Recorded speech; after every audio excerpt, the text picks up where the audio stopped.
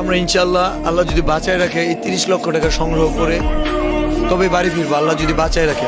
Zoom করে দেখা প্রত্যেকটা মানুষ কান্না করতেছে।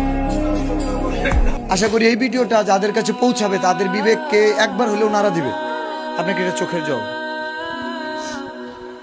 আমি গোটা দেশের কাছে একটি কথা বলতে চাই, আমি বাঁচতে চাই, আমি আমার সন্তানের জন্য বাঁচতে চাই। আমি এদেশের লক্ষ লক্ষ মানুষের চোখের পানি পালাইছি আমার কন্টেন্ট দিয়ে। অনেক মা বোনেরা আমার ফোন দিয়ে বলতো, বাবা তোমার কন্টেন্টগুলো দেখা আমার সন্তান লাইনে আসছে, আমার সন্তান কথা শুনতো না, তোমার কন্টেন্টগুলো দেখা আমার সন্তান এখন কথা শুনে। আমি সেই সব মাদের দিকে আমি তাকিয়ে বলবো, আপনারা আমার পাশে দাঁড়ান। প্রবাসী ভাইদেরকে বলবো, আপনারা আমার পাশে দাঁড়ান।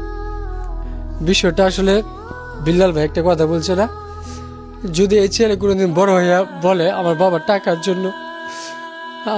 টাকার জন্য বিনা চিকিৎসায় মারা গেছে, এবার তোমরা আসো বাংলাদেশ, আমার কাছ থেকে 30 লক্ষ টাকা নিয়ে যাও আর আমার বাবাকে ফিরে দাও। আপনারা কি দিতে পারবেন আমাকে? আপনারা আমার দিতে পারবেন না। আমরা ইনশাআল্লাহ আল্লাহ যদি বাঁচায় রাখে এই 30 লক্ষ টাকা সংগ্রহ করে তবে বাড়ি ফিরবো, আল্লাহ যদি বাঁচায় রাখে। বাট এখানে দেখেন প্রত্যেকটা মানুষ, একটু জুম করে দেখা প্রত্যেকটা মানুষ কান্না করতেছে।